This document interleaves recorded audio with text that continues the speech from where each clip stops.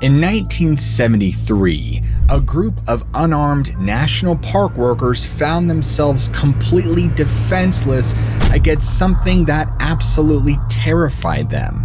But the fact that they were unarmed didn't even matter, because if they had guns, what they came face to face with that day was so large, well, they wouldn't have even stood a chance. You won't want to miss this one.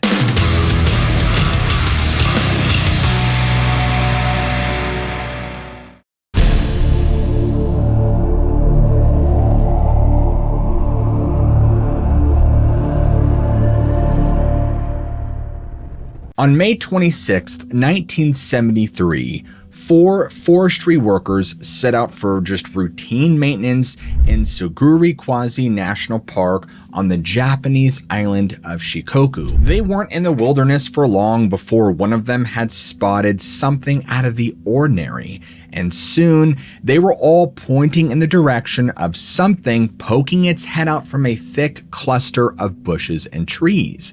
And now, all 4 of the workers were terrified. What they saw could easily swallow them if it decided to rear up and attack them. But none of the men were carrying firearms. They were sitting ducks. It took everyone a moment or two to kind of think and make sense of what it was they were seeing.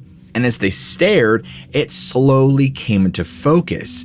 It was the head of a massive snake just basking in the sun. Now, normally this wouldn't be that alarming, but they could only see part of its body, and that part alone stretched nearly 17 feet out from the bushes. And so time just seemed to freeze for these workers as they took in all the details. It was as big around as a telephone pole, and the body was completely covered in black scales except for the belly, which gleamed white in the sunlight. And judging from what they could see, none of them would have been surprised if the entire specimen was as long as 33 feet or more. And then, for no apparent reason, the snake moved. Clearly, they had been spotted. But instead of attacking, the gigantic serpent simply turned and slithered away, disappearing deeper into the woods. And the entire time it made a weird sort of call, kind of like a chirping noise. And the men had the distinct impression that it was warning them away, maybe for their own good. And so the forestry workers took off as fast as they could back to the nearest ranger station to share their own story. And soon afterward, the entire community was in the grip of a mass panic about a gigantic snake lurking on the slopes of Mount Tsurugi. Well, about a month passed, and the hysteria only grew. And basically, it became too much for local authorities to handle, and so, to help calm the public, they mounted a search of the national park. They were determined to catch or kill the giant snake before it could ever pose a threat to anyone's family, pets, or even livestock. And so fast forward to June of 1973, the hunt finally began. And you would see hundreds of citizens who volunteered to aid in the search. Now, they didn't find the snake, of course, but they did find evidence of its existence. In fact, the hunters located clear marks left in the dirt that were consistent with tracks left by smaller snakes. These, however, were simply massive, as broad as 16 inches across, and others claimed that they had discovered smaller trees broken in half, as if something massive had simply just bulldozed them out of the way as it slithered through the forest. Now, normally anyone would be surprised by the discovery of a snake so big, but not the old-timers, because they had heard these stories for years. And in fact, it was local tradition that Mount Tsurugi wasn't even a mountain.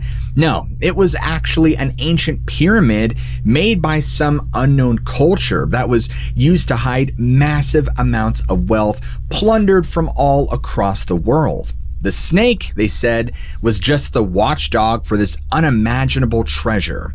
Now, other people rejected this idea, but they still believed in the giant serpent. You see, They had listened to their parents when they told them about the Yamakachi, a supernatural snake that protects the mountain. It was capable of devouring dogs whole, and although rarely ever seen, it meant death of anyone unlucky enough to encounter it. Now, interestingly, evidence of the Yamakachi could even be found in one area museum, a local attraction which displayed a skull of one of these enormous snakes seen here. Now, skeptics said that this was just a case of talented taxidermy, however, using a set of shark jaws arranged to resemble those of a snake. Now, this didn't change the minds of the locals because they had heard the stories for far too long. Plus, they weren't alone because tales of giant snakes actually come from all over Japan. Now, for example, just 14 years later, farmers in Kochi Prefecture encountered something very similar in their own barnyard. On January 24th, 1987, a 23-foot-long snake appeared on the property of Asakura Kyoko. And basically, the farmer had been just minding his own business when he heard a lot of noise coming from the direction of his chicken coops. And so when he went to investigate, he instantly saw the source. And it was something not in the coop, but lying on top of one of the chicken coops. And it was so big that Asakura thought at first that it was a log. No, it wasn't. It was an enormous snake. And its jaws already held one of his chickens, and it was in the process of devouring it. Now, luckily, the snake had apparently eaten its fill because it was easily frightened away by Asakura's dogs, yet he still needed to check on his flock. And so when he went to investigate, the farmer found that not one, but several of his hens were now missing. Now, giant snakes seem to have this long tradition of existing in Japan, but they also appear elsewhere in the world. In fact, one of the most famous giant snake stories happened decades ago in Central Africa. And if the story is true, then it makes this giant snake of Mount Surugi look like a baby. But to fully understand it, we need to go back in time just a wee bit to August of 1959, where Remy van Leerde, who was a World War II veteran, was serving as a colonel in the Belgian Air Force and was flying over the Congo rainforest. And now, as he passes over the canopy into the Katanga province in his helicopter, he spots something on the ground. And when he later shared his story, Remy was well aware of how crazy it sounded because he was telling the truth. Well, it wasn't just because he was telling the truth, but it was actually two things. And the first being is that he was a very well-known, exceptionally experienced pilot, and in the war, it had been his job to estimate the size and distance of things on the ground. And two, he had a picture. Basically, Remy said that as he was flying over Katanga province, he noticed something very large and immensely colored, like it was a mixture of green and brown, and it was moving inside a barren depression in the forest. Now, although he had heard stories from much of the indigenous population about a giant snake, that's not what I meant, a giant snake known as the Pumina, he still couldn't believe his eyes. And then Remy got an idea. He was with an engineer named Kent at the time, and he quickly instructed his passenger to take a photograph of the massive snake coiled on the ground below. The picture, which you can see here, has met a lot of criticism over the years. It's not only in black and white, but it's also kind of grainy. I mean, there's also nothing to provide any good sense of scale. But Remy's reputation as a World War II veteran has led many to believe his story is genuine. And as a matter of fact, apparently he really had no reason to make it up. Now, clearly, the photo, unfortunately, remains inconclusive, but Remy did get close enough to confirm its size for himself, which doesn't really help us. He claims that he brought the chopper within 30 feet of the ground, which caused the snake to rear up into a striking position. And as a matter of fact, Remy would say this. So we had a camera on board. I decided to make several passes over the hole where the snake was in to enable the man to take a picture of it. And I made certainly between 4 and 6 passes right over the hole where the snake was. By then, I was already flying for 25 years, so I have a very good experience of measuring things. I would say the snake I saw there was close to 50 feet, and it was moving inside the hole and looking very dark green, green-brown with its belly white.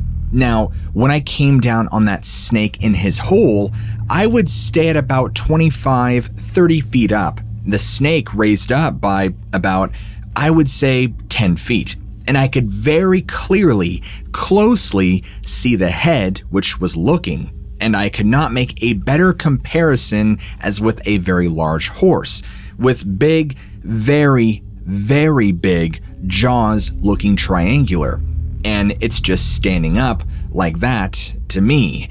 I feel, and I'm convinced, that if I had been in its range, it would have struck at me. The head, I would say, was certainly at least 2 feet wide and 3 feet long.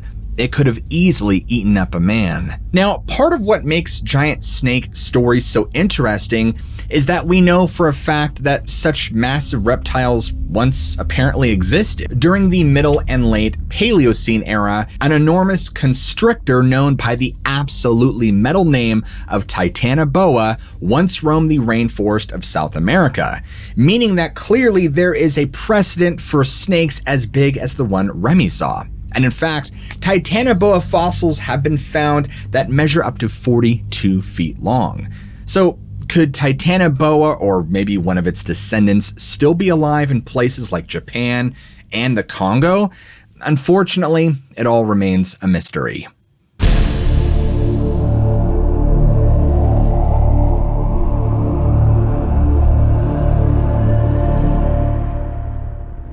In 1930, an expedition of 10 men ventured deep into the heart of the Brazilian rainforest. Their mission was simple: to explore the upper reaches of the Rio Atuma in Pará state. And so all went well until one of the adventurers, an explorer by the name of Incencio, became separated from his group. You see, Incencio had been distracted by a troop of monkeys and wanted a closer look, perhaps to shoot one to collect as a specimen. And then, after he was finished, he simply turned around and his party had left him. And it was getting dark, and quickly. And so Incencio became terrified at the prospect of being lost in the rainforest all alone and during the night. But that possibility wasn't nearly as scary as what would happen next. And then, from out of the darkness, this deafening, sad cry was carried on the wind. And Incencio had no idea what to make of it, meaning it sounded more like a human being than any animal that he was ever familiar with. Well, this sound was quickly followed by another noise. The unmistakable sense that something was rushing towards him. Remember, Incencio is completely alone at this point, so he had no idea what to expect. Instead of running away, he crouches behind a plant, hoping that whatever is after him is at least friendly. The jungle fills with heavy footsteps, which, when they get close enough, finally reveal their source. A dark shadow silhouetted against the backdrop of the woods, or should I say forest. Now, Incencio can't see much, but he can tell that this thing is looking for him. He thinks he can hide until it roars again. And so Incencio lets off a shot with his gun, but it doesn't drop the intruder. Instead, the thing comes barreling towards him, so Incencio fires again, and still it doesn't seem affected. Instead, it vaults off into a thicket. Now, it's not a great situation, but the thing seems distracted enough for Incencio to seek shelter, and so he quickly scrambles up a tree and doesn't come down until sunrise. When his party finally returns to rescue them, he tells them that he didn't sleep at all last night. Basically, the creature continued shouting all through the evening, and its roars louder and more terrifying than any jaguar Incensio has ever heard. Did I say jaguar? I meant to say jaguar. For whatever reason, that's just where my brain went. Jaguar sounds like some sort of fancy men's cologne. Now, the only sign of his encounter is just a few splashes of blood and a foul stench that suffocates this particular part of the forest. Incencio's encounter is only one of hundreds that have taken place over the decades involving a creature said to lurk in the South American wilderness. And indigenous people refer to it by many names, but the most common title is the Mapinguari. Now, some people claim that they've gotten a good look at the Mapinguari. They say, for all intents and purposes, that it resembles a Bigfoot. Large, tall, hairy, smelly, with the face of an ape or monkey. I mean, just think me. I mean, come on, we've all dated a Mapinguari at some point or another, right? But hey, I'm not here to judge your exes or any of your bad relationship choices, but this description is sometimes accompanied by stranger details. Some tribes say that the Mapinguari is arrow and bulletproof, that it has a second mouth or another eye on its, not head, but stomach, and that its feet are turned backwards. You see, it's this last detail that leads some cryptozoologists to suspect that the Mapinguari isn't a Bigfoot at all. In fact, they say that this description seems to suggest another answer to the mystery, that the Mapinguari is in reality a giant sloth. Like the Titanoboa, we know for a fact that giant sloths once existed. In fact, it was called the Megatherium, and it looked pretty much like you'd expect, like an enormous sloth, the kind that we now have in trees.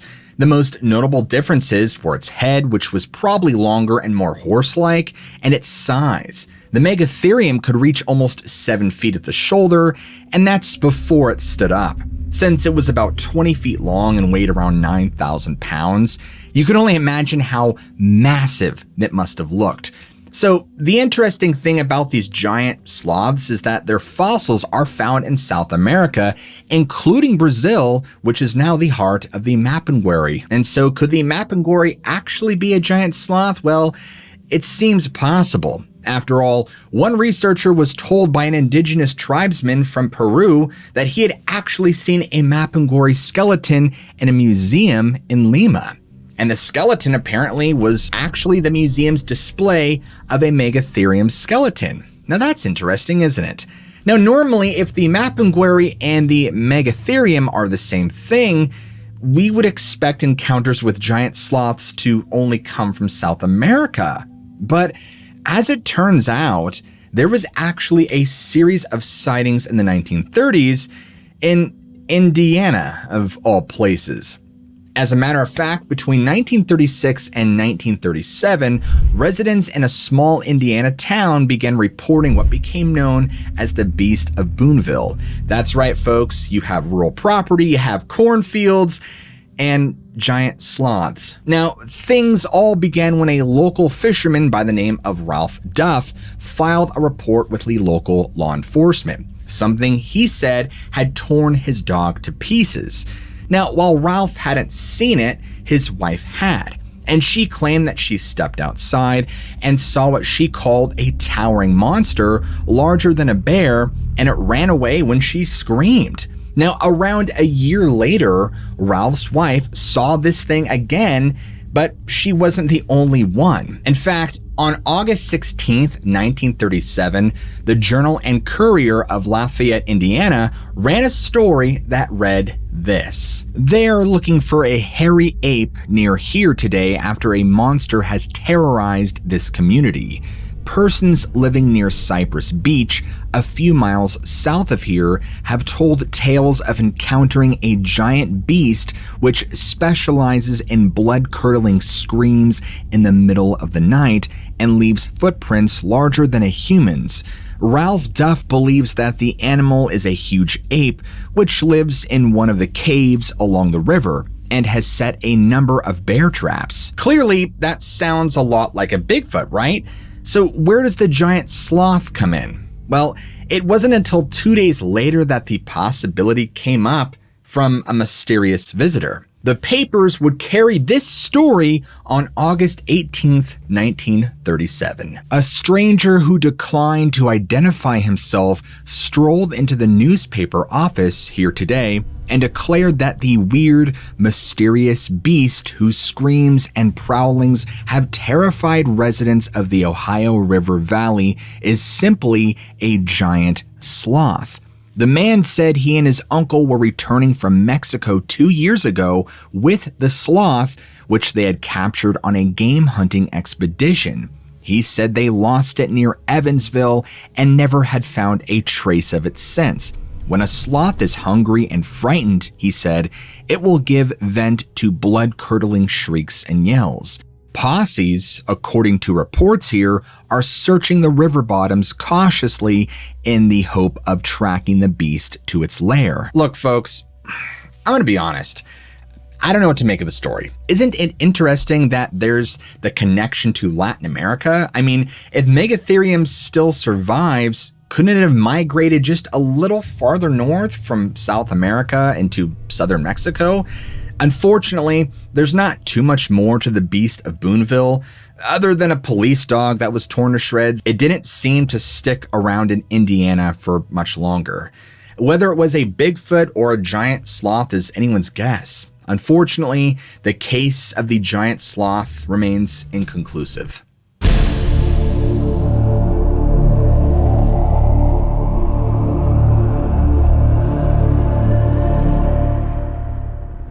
In March of 2014, a photograph appeared on the website Irish Central, and it sent cryptozoology into a frenzy. So, the article that originally accompanied the picture was written by Irish Central contributor Cormac McConnell, and he claimed that it had been snapped by a friend of his named Joanne White.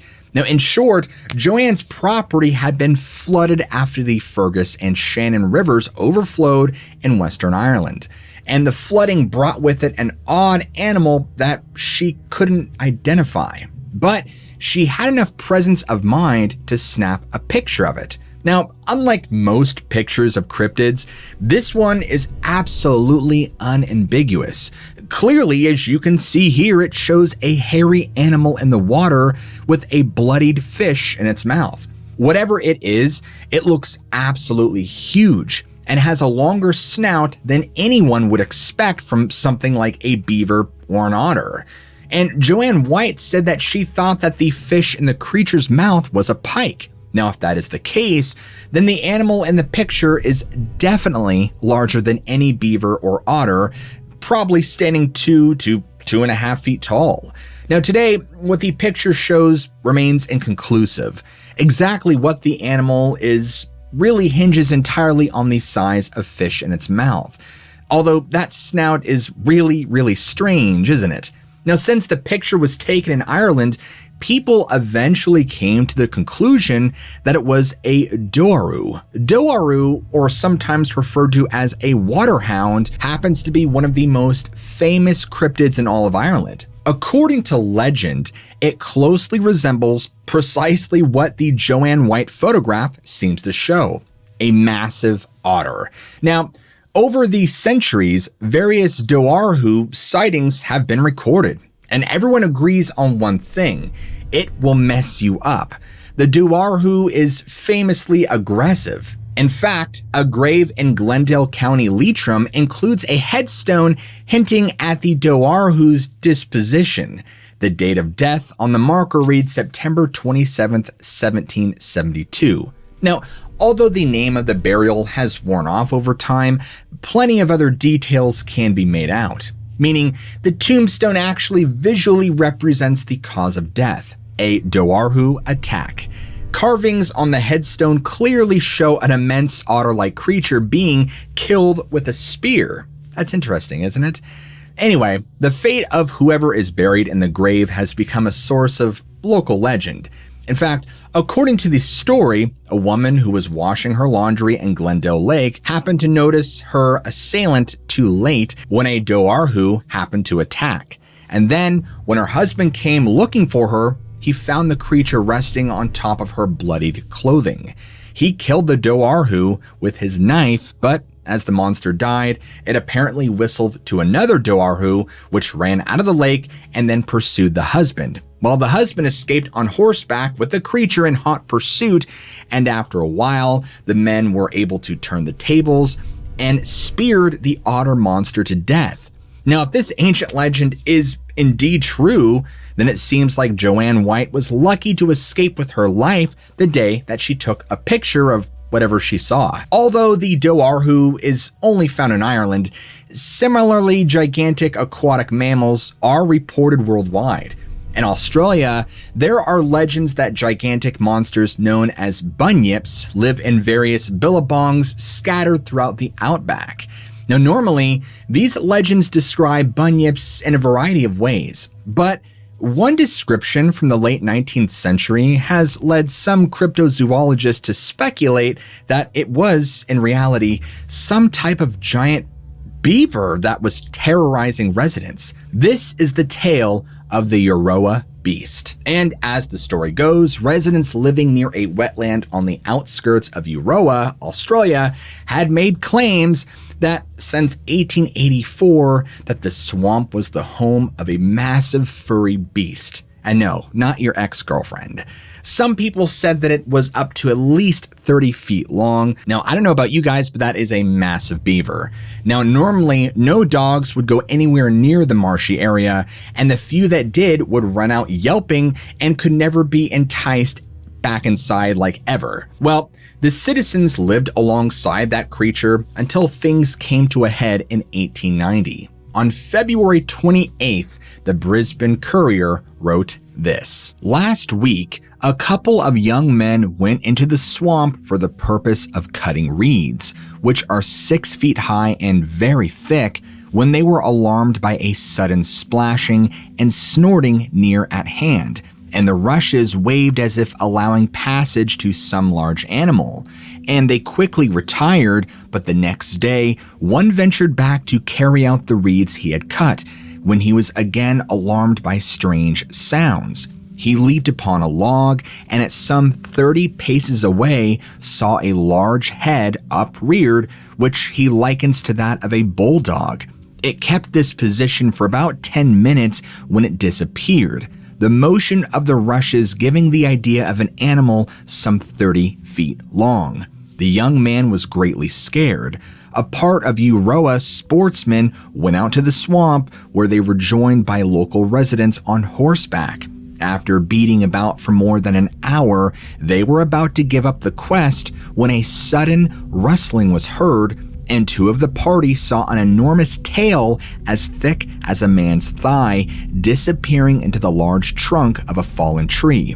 A shot was fired at the animal, but its effect is a matter of conjecture. And so the entire community turned to drive away the bunyip, and their effort failed.